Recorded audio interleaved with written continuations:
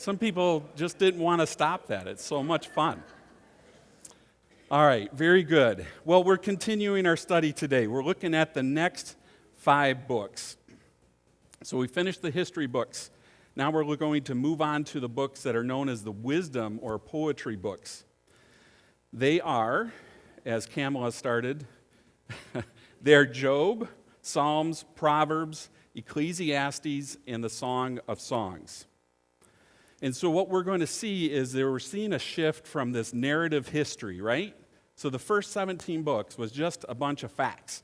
People were doing this, and they were living here, and they had these kids, and they went here, and all this stuff. We're going to shift from that narrative form to something that's just, these next 5 books give us important wisdom for living godly lives. The first 17 books were all about origins, okay? They helped us to understand the origin of life. Where did life come from? That's a great question. None of us were around to see it happen, so we got the Bible to tell us that. It talks about the origin of sin. Why do we do bad things? How did it all start? It talks about the origin of the family, right? These are important things to understand. It even tells us about the origin of government. Ugh. And then also, probably more importantly, in the first 17 books, we see the origin of God's plan to redeem a sinful man. We see all of that in these first 17 books. But the books of wisdom, they're all about giving us advice on how to live our lives. And it's very, very important. And so they change their form. They go from just reciting a bunch of facts and telling a story. They're actually, all 5 of them are written as poetry. And the reason is that this was important enough information that the best way to remember it is to have some kind of song or poem so it sticks in your head, right? And here's the thing. We still do that type of stuff nowadays. And I've got a great example for you on this. You guys are going to love this.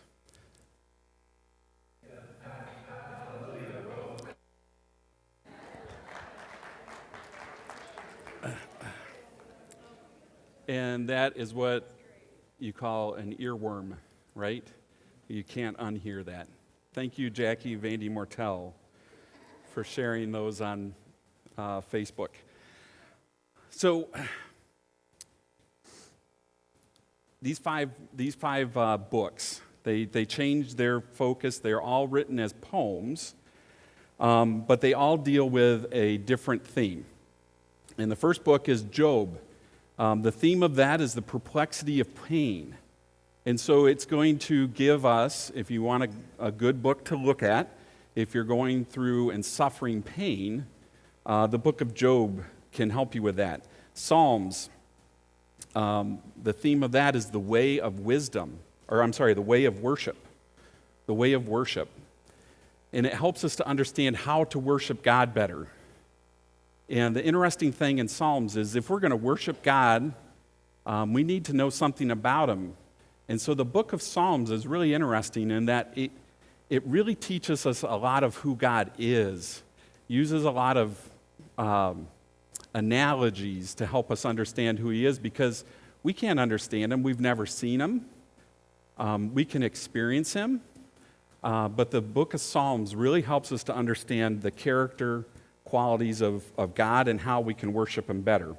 The book of Proverbs is the behavior of believers. That's the theme.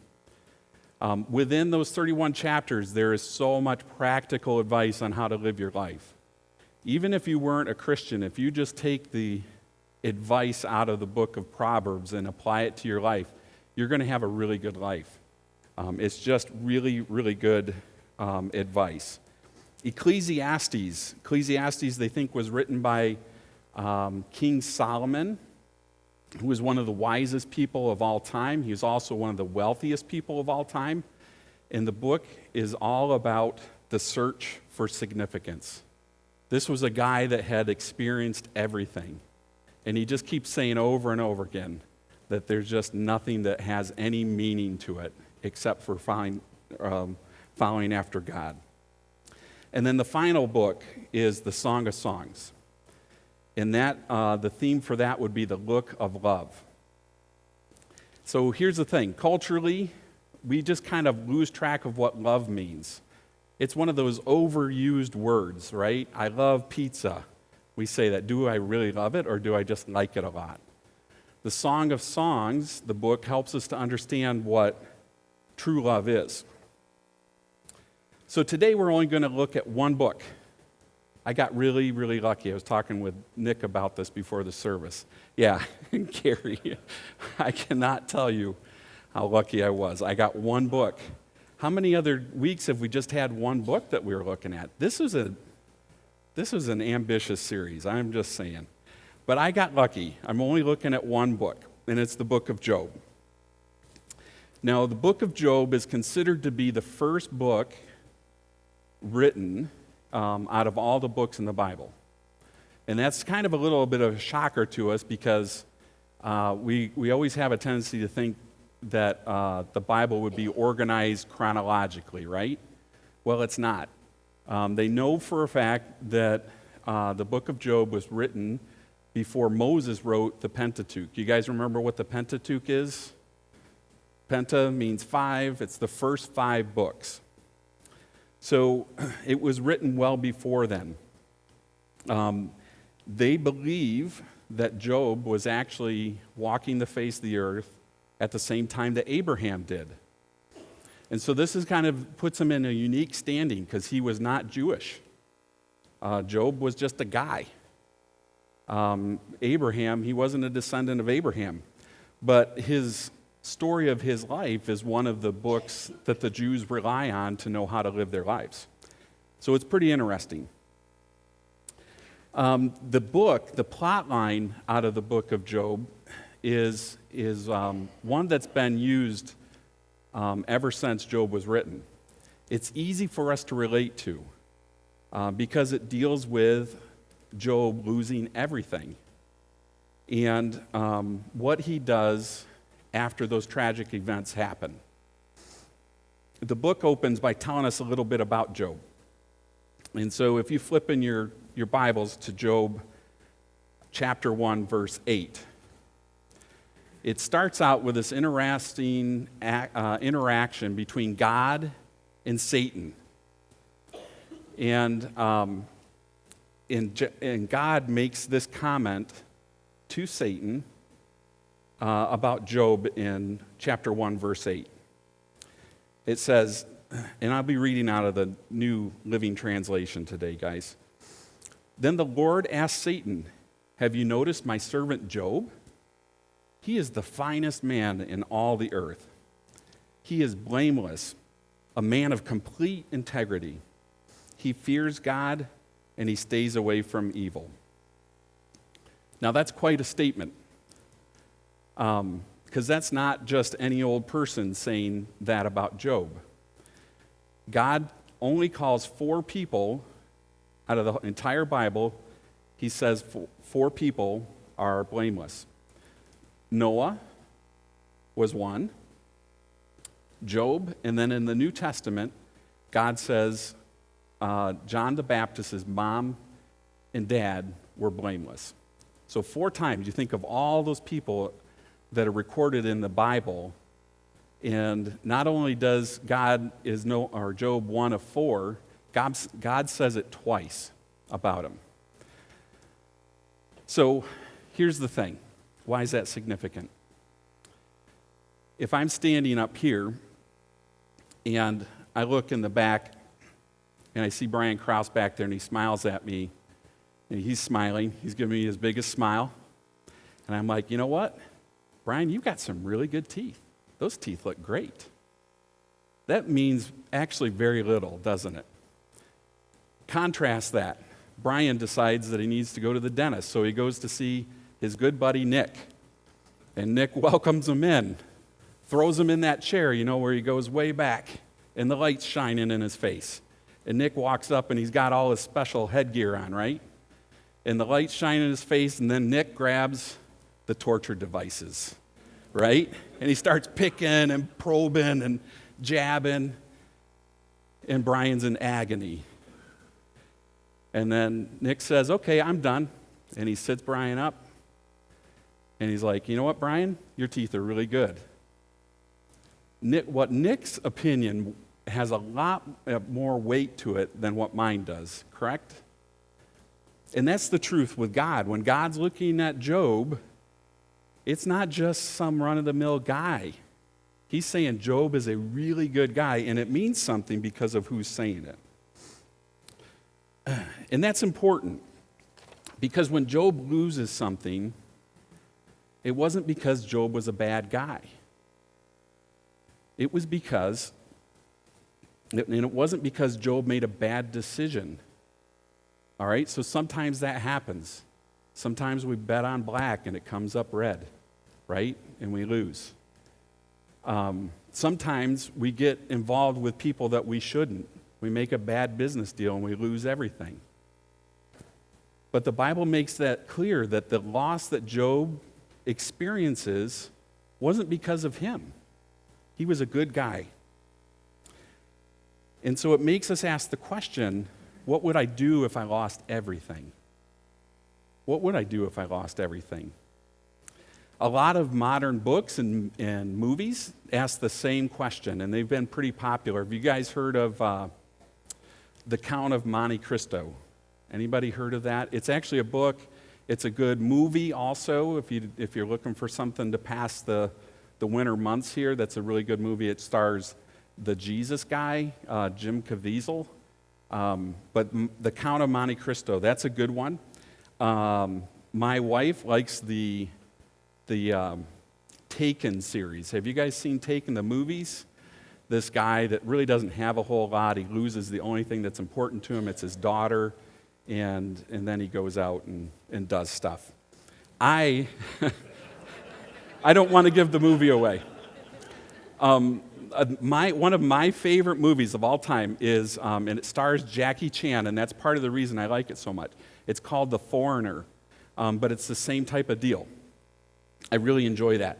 And then, if you're like my daughter, you're not into like kung fu shooting and stuff like that.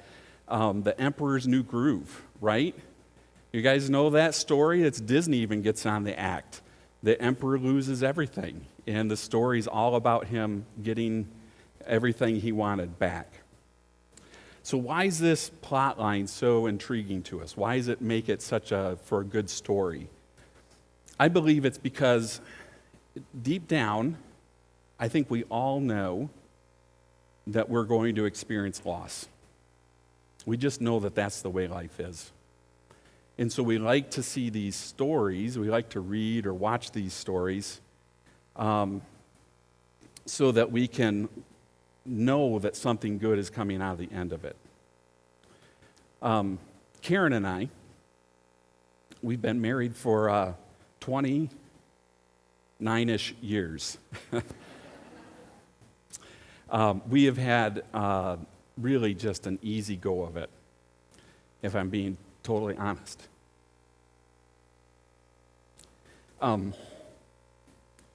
Several years ago,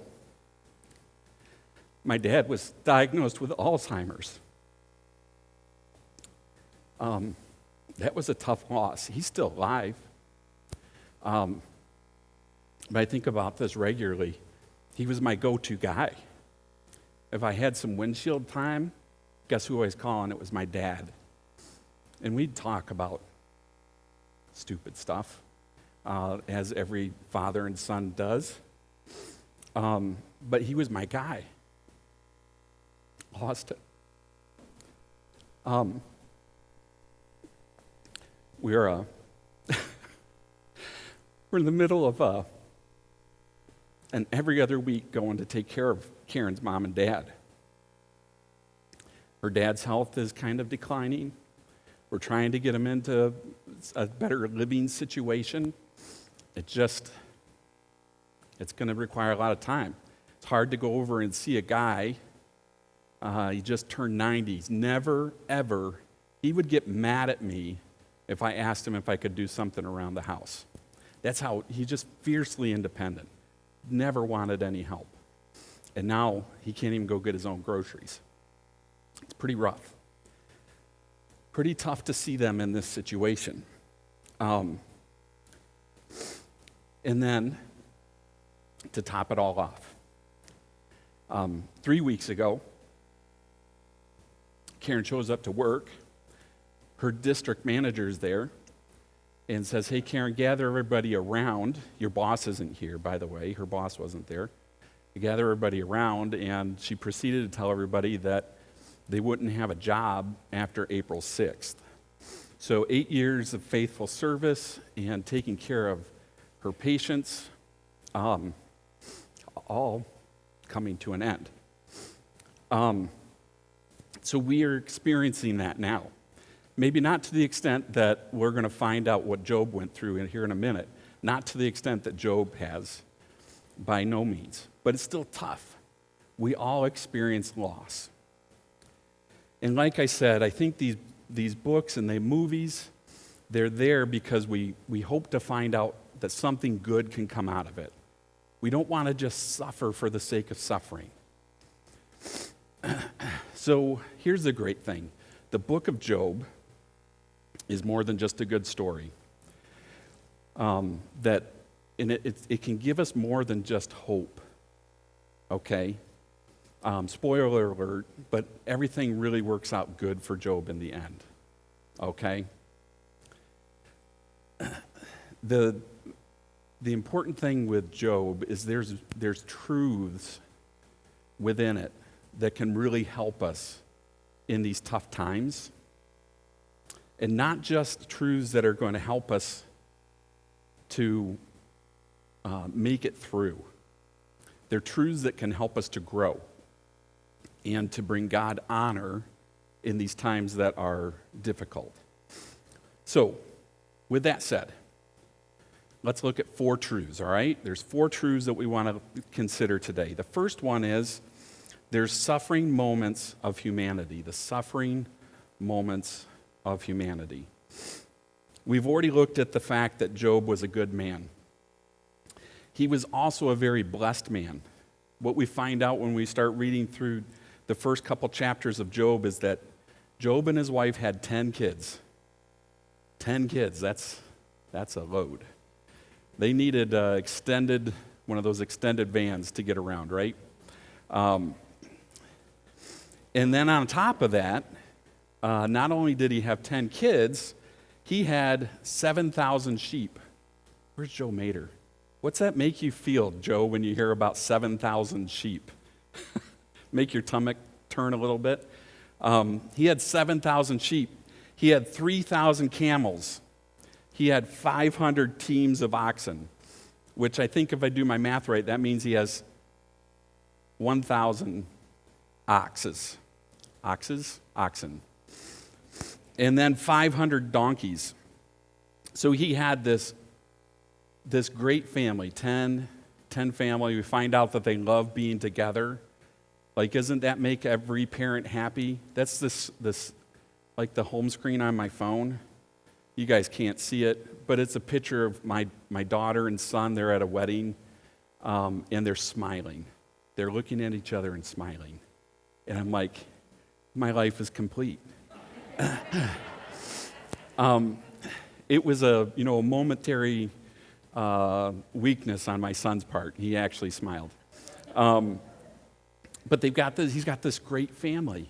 10 kids, they all love being together.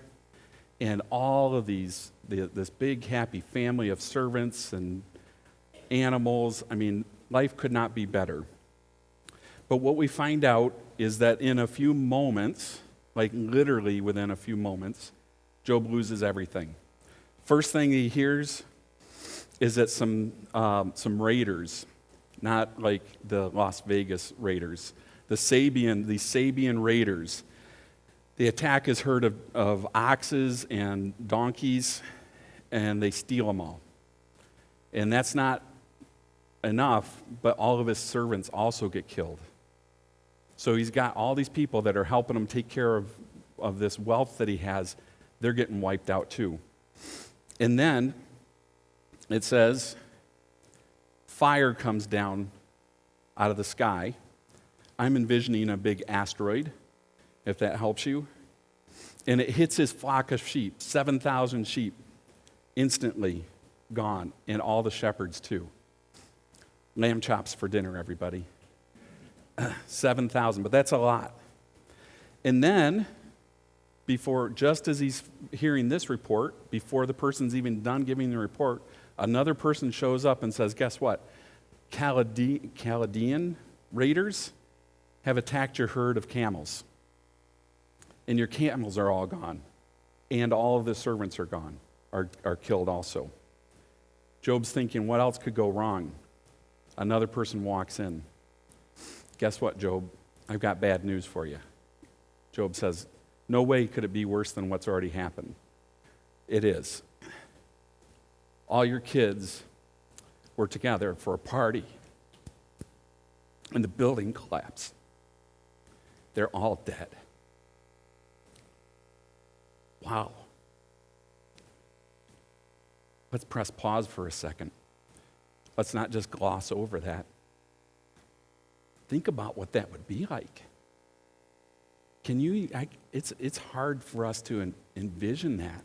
What was Job experiencing right then? What was his wife experiencing? It's horrible. Well, we can read about what Job, how he responded to this. So look at, if you're open to Job chapter 1, go down to verses 20 and 22. 20 through 22. It says, Job stood up, tore his robe in grief. Now, never done that before. I think we have probably higher quality clothing now. It's probably a little tougher to rip. Then he shaved his head and fell on the ground. And what's it say that he did? He worshiped.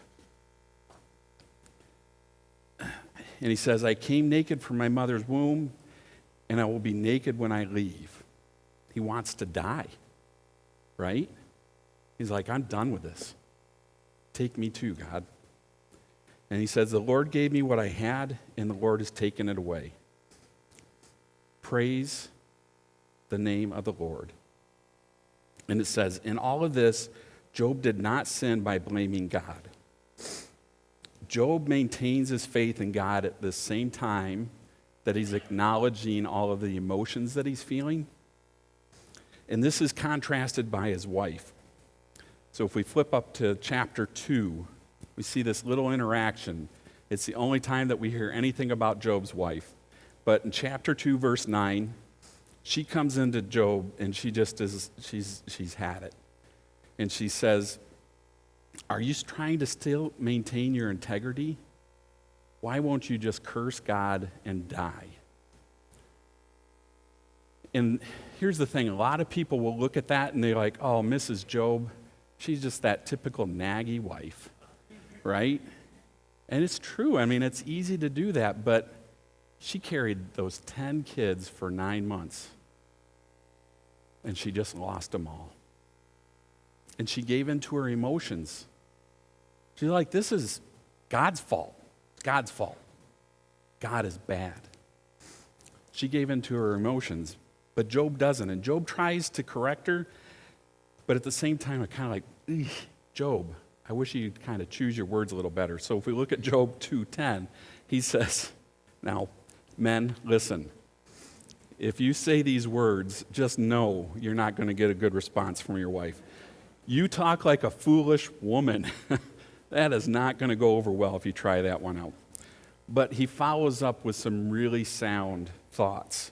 He says, should we accept only good things from the hand of God and never anything bad? So in all of this, it says Job did nothing wrong except telling his wife she was foolish. That was my addition to that, by the way. It's not actually in the Bible, John. But in his response, we see a faith in God that helps us to sustain him and allows him to grow in these difficult times. What we see throughout the next 42 chapters, okay, so this only gets us through 2 chapters, is Job growing in understanding. It doesn't happen instantaneously. It is a slow growth for him, about 42 chapters of him doing that. And it helps him to come to grips with and handle this extreme loss that he's experienced. But the growth is slow. We see about in the middle of the book, in chapter 19, we see Job just having an absolute pity party. I'll read it to you. Starting in verse 11, I'm just going to be skipping around these, so don't bother flipping there. But 19, starting in 11, it says, God's fury burns against me. He counts me as his enemy. My relatives stay far away, and my friends have turned against me.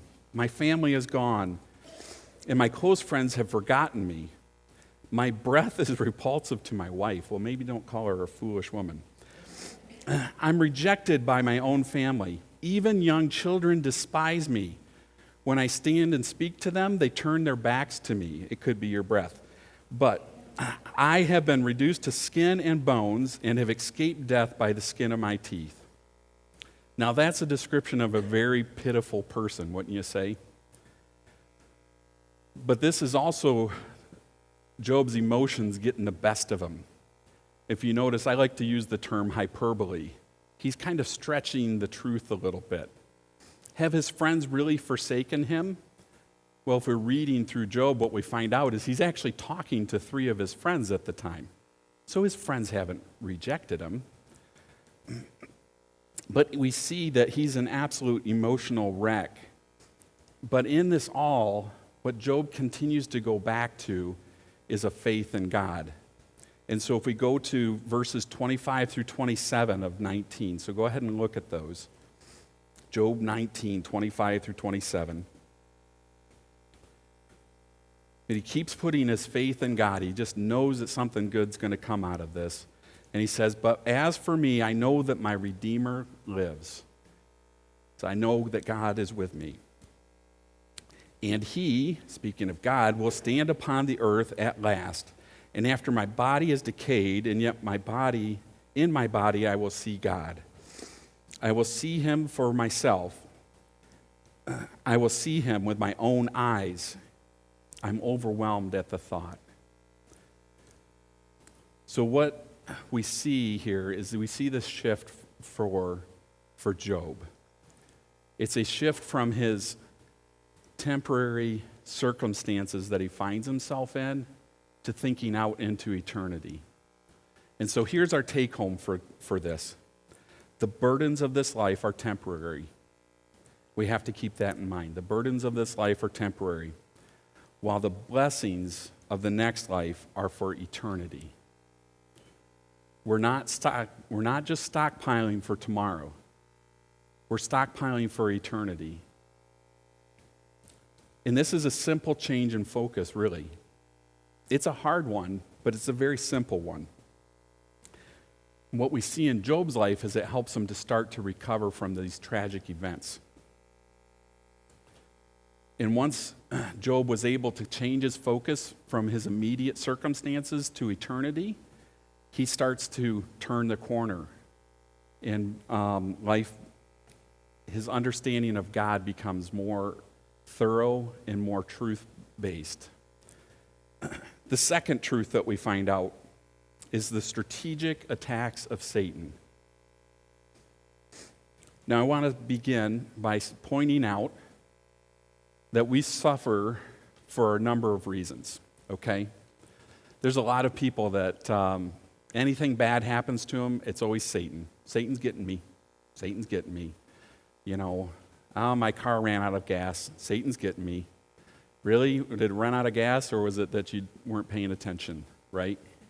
So sometimes it's not Satan. Sometimes it's just mistakes that we make, right? And quite honestly, sometimes we're just collateral damage.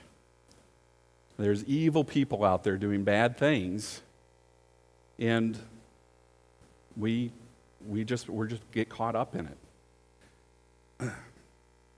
So we have to keep that in mind, but the Bible does make it clear that Satan does attack us on occasion. Okay?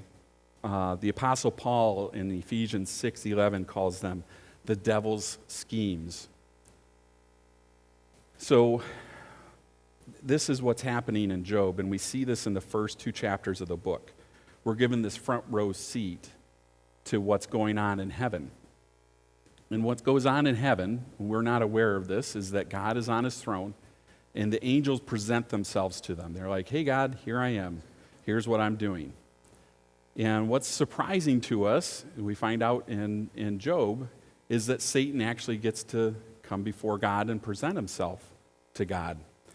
And this is the interaction that we find out. We see where God says, hey, have you seen Job? He's a really good guy. And Satan, what we can find out about some things about Satan through this interaction. The first thing that we see is by the name that it uses. Now, it depends on which version you're looking at. A lot of them just use the word Satan.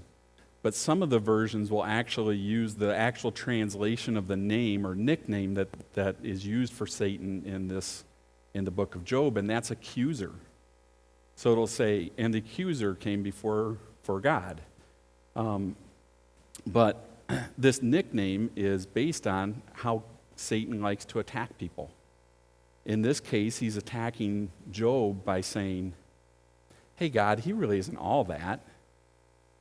If you would just lift your hedge of protection just for a minute, I bet you that Job would curse you, that Job wouldn't be such a good guy. But he's only a good guy because you don't ever do anything bad to him. And so we see that Satan, in some ways, we would say kind of goads God into this, right? And we see this contrast between God and Satan. Satan is just absolutely vicious. He wants nothing more than just to kill people, to destroy them. All right? And that's a little bit scary. And that's why we're like, some people run around and they're like, oh, Satan's everywhere. And they're afraid. And rightfully so. We should be afraid of Satan. But here's the thing that we also know about God. Is God has one goal, and that's to save people. So flip over to 2 Peter chapter 3 and verse 9. 2 Peter 3:9. We always have to keep this in mind.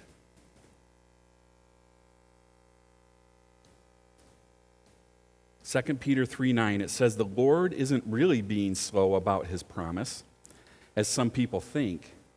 No, he is being patient for your sake. He does not want anyone to be destroyed and wants everyone to repent. Everyone. Not some, not a few. He wants everyone to repent.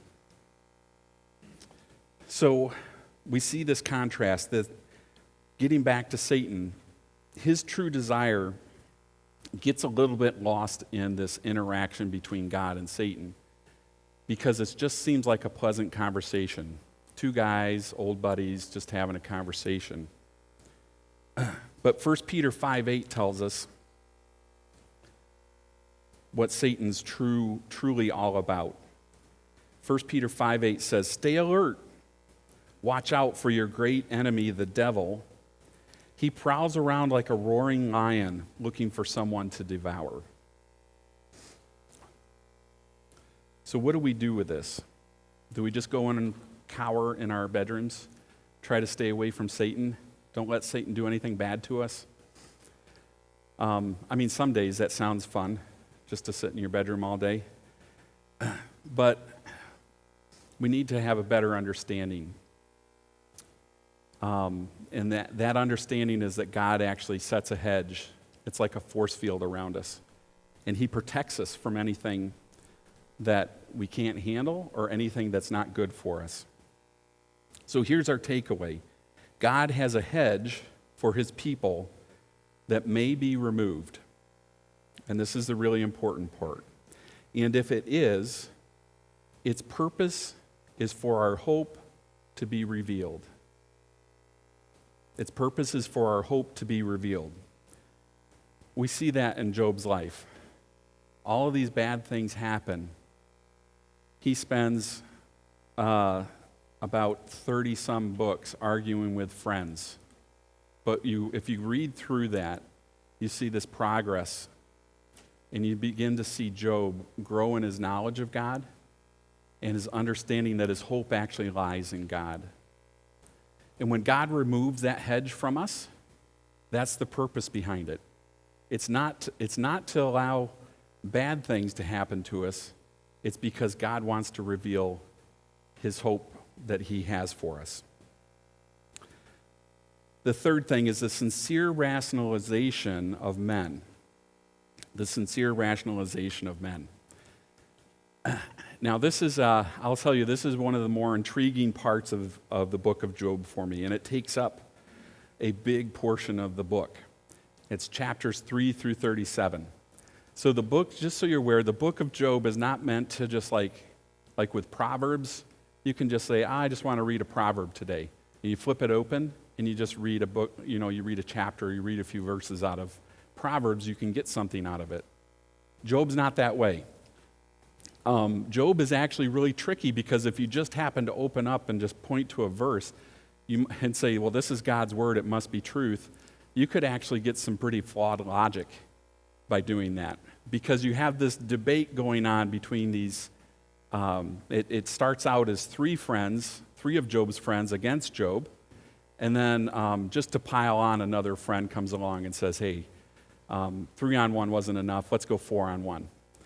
And so it's a bunch of guys that are sitting around talking.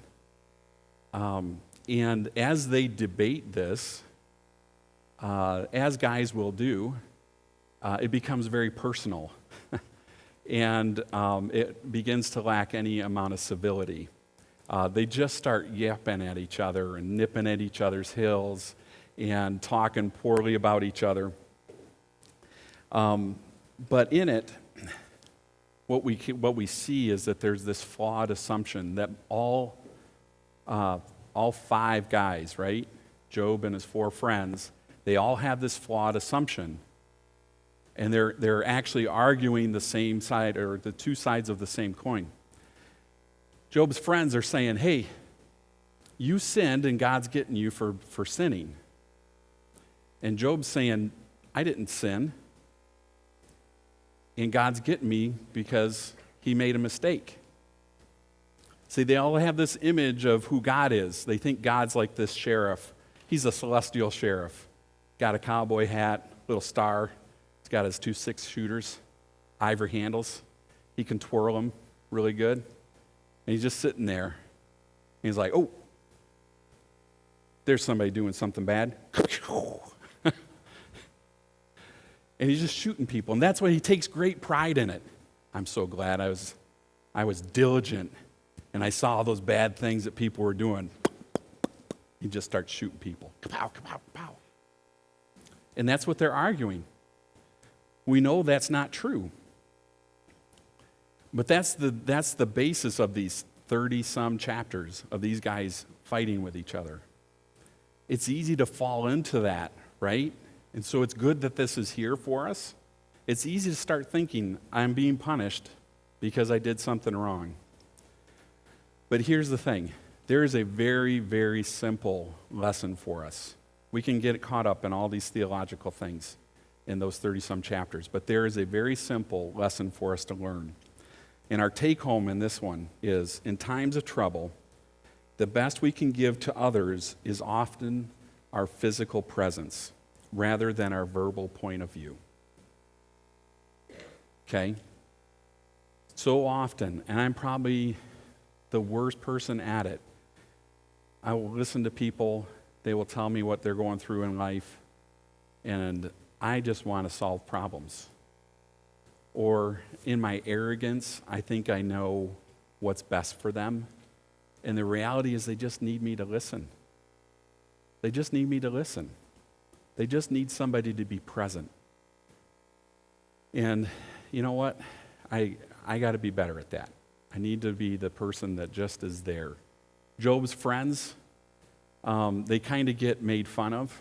Like, you big dummies. Why'd you start fighting with a guy that just lost everything? That's not very sensitive. I've probably been right there with him. I mean, if I'm being totally truthful. But by being present, we can share people, or we can show people that we care for them. And that's what they need to know. They just need that support. The fourth thing that we can learn about is the sovereign will of God. So this story takes a much different trajectory than all the movies that we talked about, right?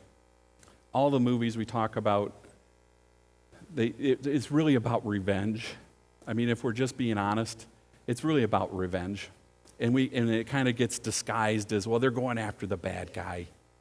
They're going after the bad guy. Liam Neeson, he's going to go just take out those bad guys, and it's going to be glorious. But the book of Job takes a much different path, and it's a better path forward.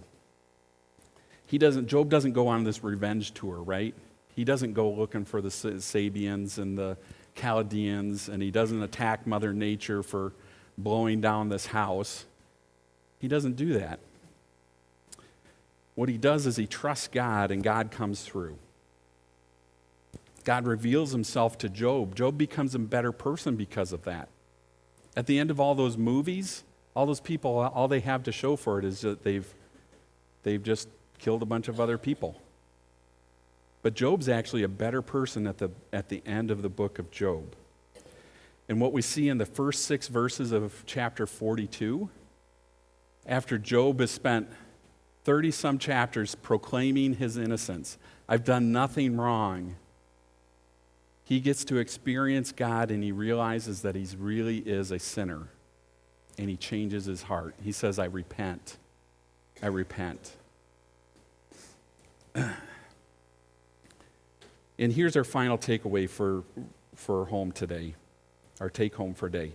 God's plan for our life has more to do with our personal holiness and the people around us than it does our personal happiness.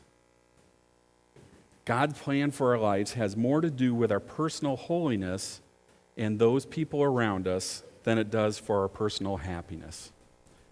Our culture today struggles with this big time. We are socialized to think that all of our lives should be super happy, right? All of our lives, we should just be living in perfect homes. Our kids should be looking just like they do on my phone, right? Smiling and happy all of the time. Facebook is filled with that. The commercials that you see on television. Have you ever seen somebody just like on a television show, like living in a normal house? No, they all live like in mansions, and like, hey, I work at McDonald's, but I go home at night to a $500,000 home, and it's clean. Everything has its place. It's all perfect. And so we are instilled with this sense that we should never suffer, that everything should be just perfect. But here's one of the things that Job's friends gets right. If you look at Job chapter 5 and verse 7. Job 5:7, it says, people are born for trouble as readily as sparks fly up from a fire. There's a realization that we have to come to grips with, is that life is just going to have its bad times. And we've kind of understand that, and we begin to put our faith in God and trust Him through that. It's not going to make those times shorter. It's not going to make them disappear. It's probably not going to make them any easier. But what we can see is the good coming out of it, all right? I say this in a class that I teach. It's the SHAPE class, if you guys ever get a chance to take it. Nick Vandy Mortel is going to be teaching it sometime soon, so now's your chance to get somebody different. But I always make this point. We trust God to redeem our souls, right? Jesus Christ came to earth. paid the price for our sins, and we put our faith in him to redeem our souls. Our souls were lost, but he paid the price for it, and he can make our souls alive again, right? We understand that. But here's where a lot of us are. We go through painful times, and we just stuff it down. We're like, I got to be happy. I got to just tough it out. I'm going to make it. But the reality is, in those painful times, if we'll give them to Christ, if Christ can redeem our souls, he can redeem those bad times too.